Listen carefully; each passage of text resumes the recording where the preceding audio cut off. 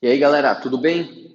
Então, vamos dar sequência ao estudo das aplicações das leis de Newton, só que hoje a gente vai estudar uma coisa bem diferente. Basicamente, vamos falar de corpos que estão girando. Bom, se nós voltarmos lá na primeira lei de Newton, vocês vão me dizer que é a lei da inércia. E ela diz que todo corpo, galera, todo corpo em que a força resultante vale zero, ou ele está parado, ou ele está em movimento retilíneo uniforme. Portanto, galera, se um corpo não estiver nem parado, nem em movimento retilíneo uniforme, é porque tem uma força resultante agindo sobre ele, certo? Vamos analisar agora um corpo que está girando, galera. E esse corpo está girando com velocidade constante, ele está em movimento circular uniforme. Reparem que se ele estiver girando nesse sentido aqui, ó, sentido anti-horário, aqui a velocidade dele aponta para cima, né? E aqui ela aponta para a esquerda. Ele está fazendo isso aqui, ó. Aqui ela aponta para baixo. E aqui para a direita. Então o corpo está aqui, ó, girando. Certo? A velocidade muda. Vamos imaginar que a velocidade é 10 metros por segundo em todos os pontos.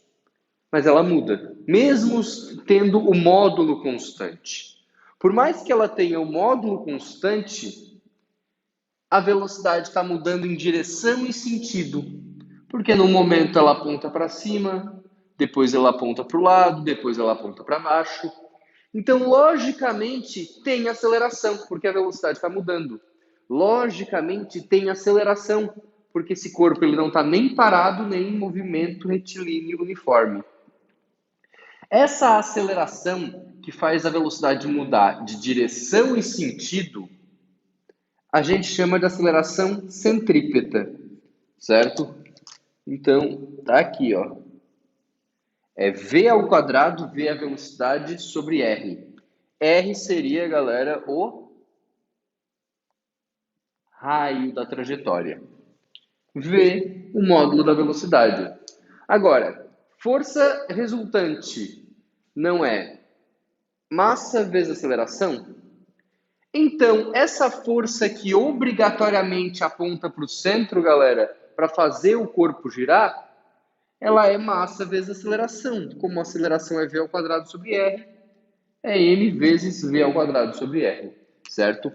Portanto, para qualquer corpo que estiver girando, eu tenho uma força apontando para o centro da trajetória. Essa força que aponta para o centro da trajetória é o objetivo do nosso estudo hoje, galera. A força resultante centrípeta. Certo? Então, força resultante centrípeta é a força que aponta para o centro da trajetória quando um corpo está girando. Já diz o nome, né? Centrípeta. Aponta para o centro, galera. Muito bem. Força resultante centrípeta é uma força, a unidade é Newton. O que é esse M aqui, galera? Como sempre, é a massa, né? A unidade é quilograma.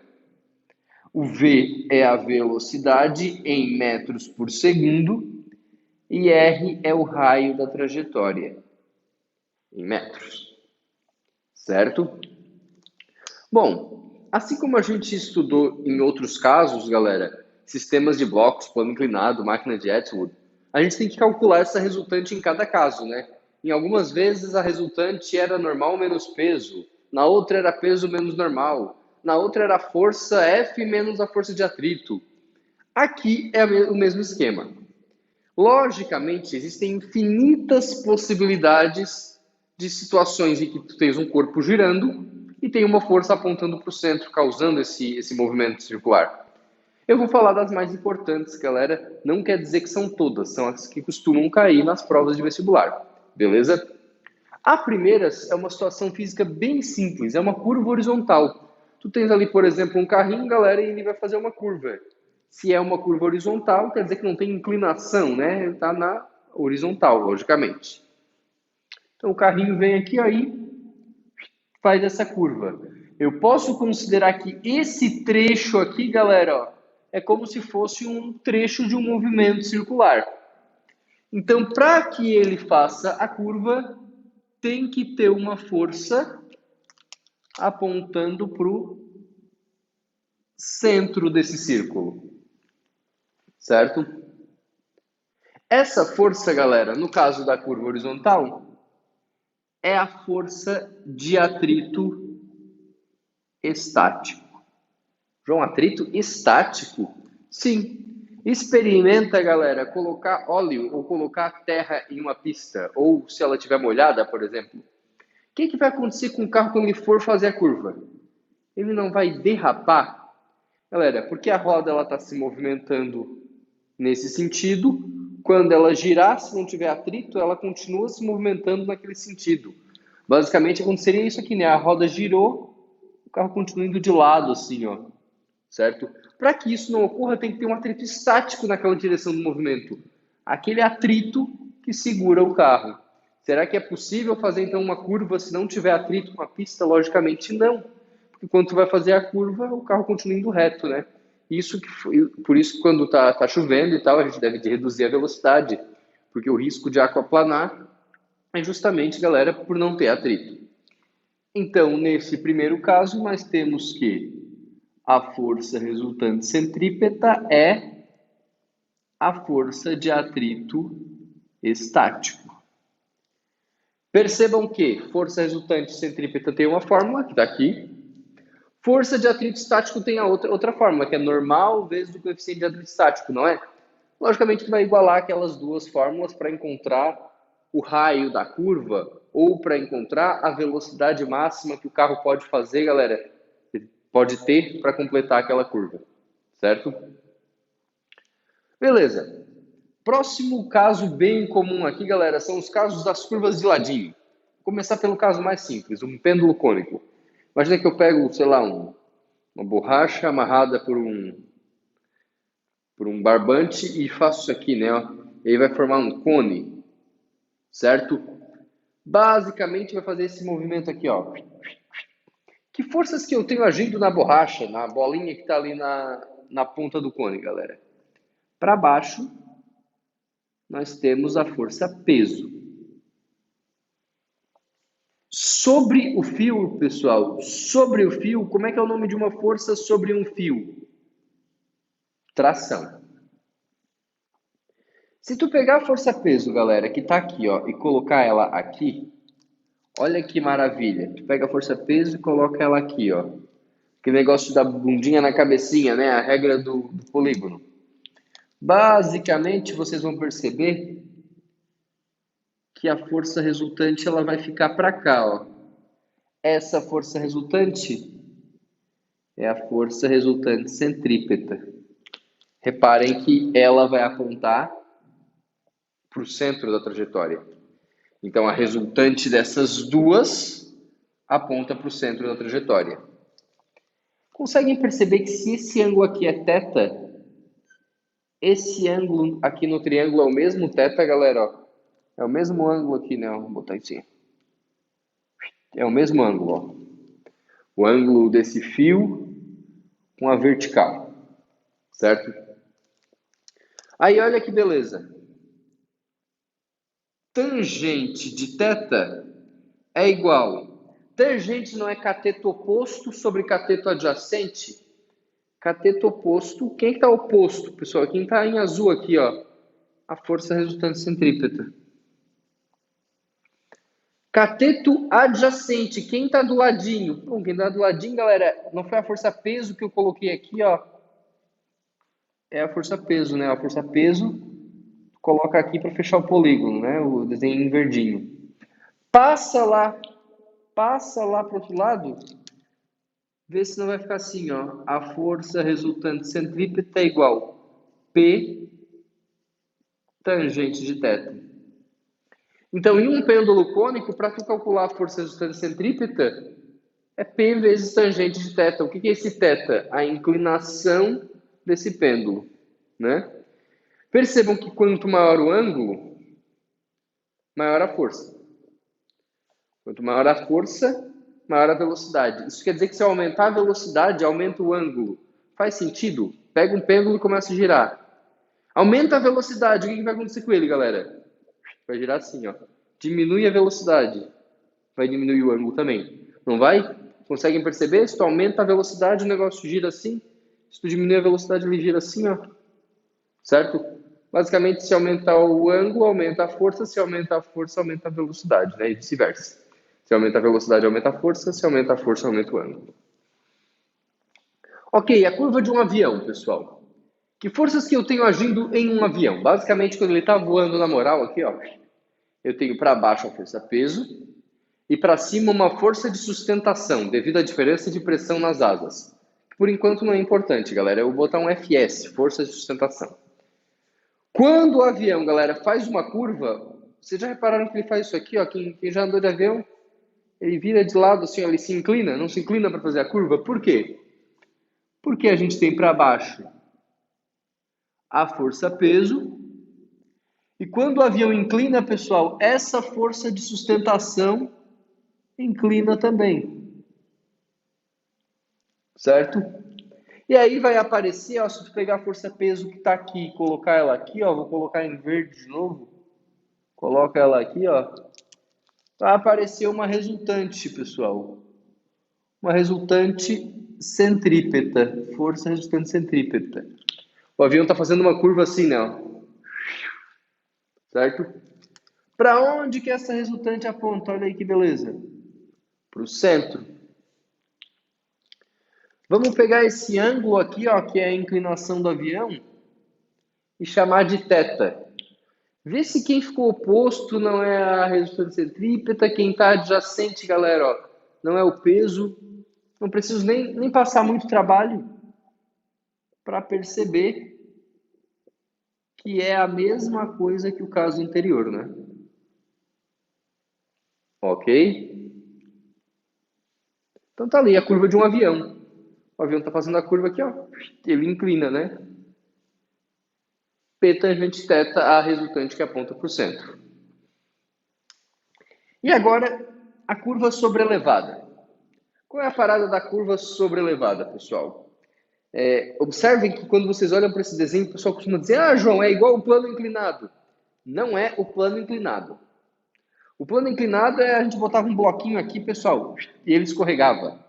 Isso aqui é uma vista de frente de um carro que está fazendo uma curva assim, ó. Então imagina que o carro está assim, galera, que está aqui, ó, de ladinho, e ele está fazendo isso aqui, ó. Vocês já foram para Florianópolis? Sabe a saída ali da Via Expressa? Quando sai da Via Expressa e vai entrar na BR. Não tem uma curva que é bem de lado, assim, ó, uma curva bem de lado. Aquilo ali é uma curva sobrelevada, galera. O carro está de frente, eu tenho uma curva aqui, ó, e ele está fazendo essa curva de lado, assim, ó. Certo? Essa curva existe, galera, para que a gente consiga fazer essa sobreelevação, perdão. Essa sobreelevação existe para que a gente consiga fazer uma curva com uma velocidade um pouco maior, né? Aí tu tens essa sobreelevação. Que forças que agem aqui? Para baixo, a força peso. Para cima vai ter a normal, né? Só que não vai estar para cima, porque o carrinho está inclinado. Vai estar assim, né? Ó. Vai estar inclinado, galera. A força normal, certo? Mesmo esquema, pega o peso daqui e bota aqui, ó. O que vai acontecer? Vai aparecer uma força resultante centrípeta. Por que centrípeta? Porque ela aponta para o centro da trajetória. Se vocês perceberem, galera, olha só, quem é que vai estar oposto ao ângulo adjacente, né? O ângulo a mesma coisa de antes. Em uma curva sobrelevada, a força resultante centrípeta é P tangente θ. Eu sempre falo desses três casos, pessoal, e passo eles juntos. Por quê? Porque eles são a mesma coisa. Eu digo para a galera que eles são as curvas de ladinho.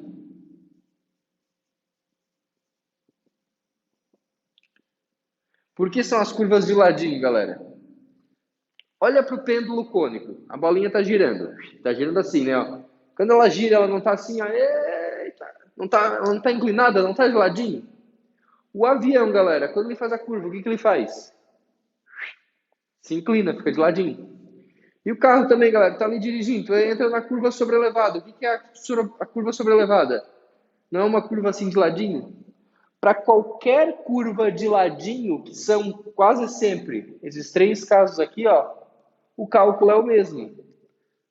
P tangente de θ, P tangente de θ, P tangente de θ. João, essas equações aqui são dadas? Não, galera, vocês têm que saber para cada caso, né? É a força que aponta para o centro. Por isso que eu estou passando aqui de onde é que vem cada caso, ok? Então, para qualquer curva de ladinho é fácil, vai ser sempre P tangente de θ, beleza? Vamos ver os próximos casos. Beleza, então. Quais são os outros exemplos aqui que a gente vai conversar nesses casos em que eu preciso calcular força resultante centrípeta, pessoal? O pêndulo vertical. Vamos voltar lá, a borrachinha amarrada no barbante. Então, a gente fez um pêndulo cônico com ela. Se eu fizer um pêndulo horizontal, galera, a força que aponta para o centro é só a tração, o tempo todo, certo? A tração no fio.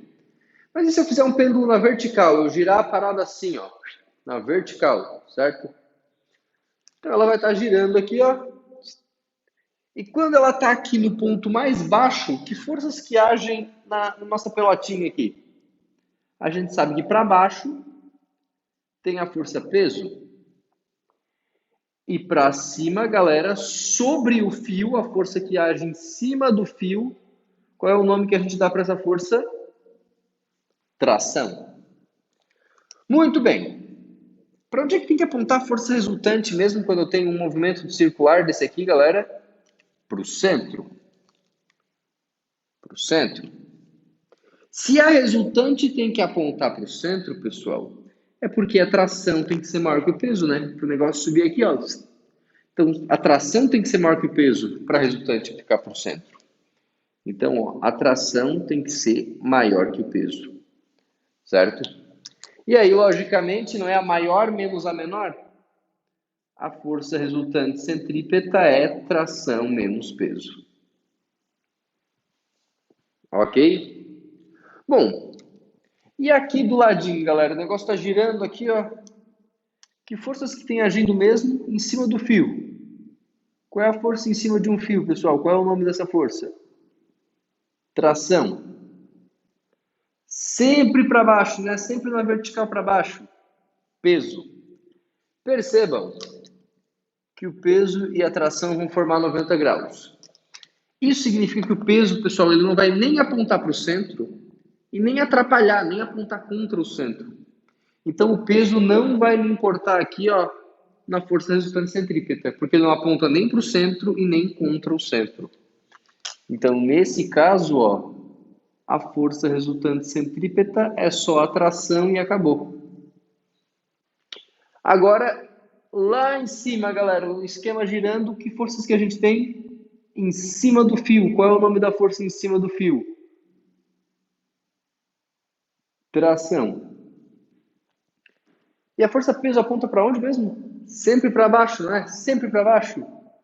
Então, também para baixo aqui, ó, também para baixo eu vou ter a força peso.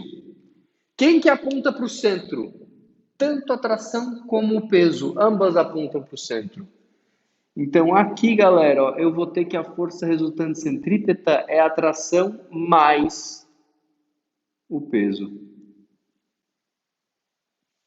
Certo? A tração mais o peso.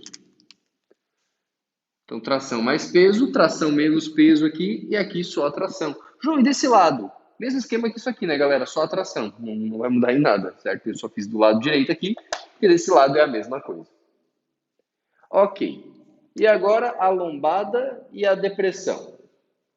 Pessoal, quando eu tenho um carrinho aqui, ó, ele vai passar por uma lombada e por uma depressão. Aqui no nosso estudo, essa lombada ela é como se fosse um movimento circular e essa depressão também, como se fosse um movimento circular. Ó. Percebam que isso aqui ó, é um semicírculo, isso aqui é outro semicírculo. Se o carrinho está aqui na horizontal, eu tenho para baixo o peso e para cima a normal. Ele vai sair voando? Não. Vai topeira para dentro do chão? Não também. Então, nesse caso... Opa, eu já estava botando T de tração, já me empolguei.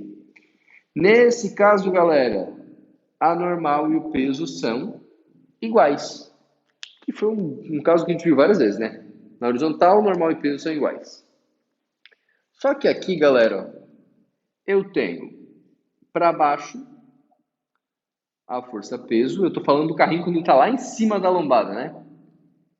E para cima, a normal. Percebam que ele não está na horizontal, galera. Ele está fazendo uma curva, certo?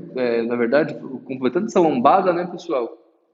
E, portanto, ele não está num plano horizontal. Ele tem que descer aqui, ó. Ele tem que completar essa lombada bem bonitinho. Para que ele desça aqui bem bonitinho, ou seja, para que a resultante aponte para o centro, o peso tem que ser maior que a normal. O peso tem que ser maior que a normal. Por quê?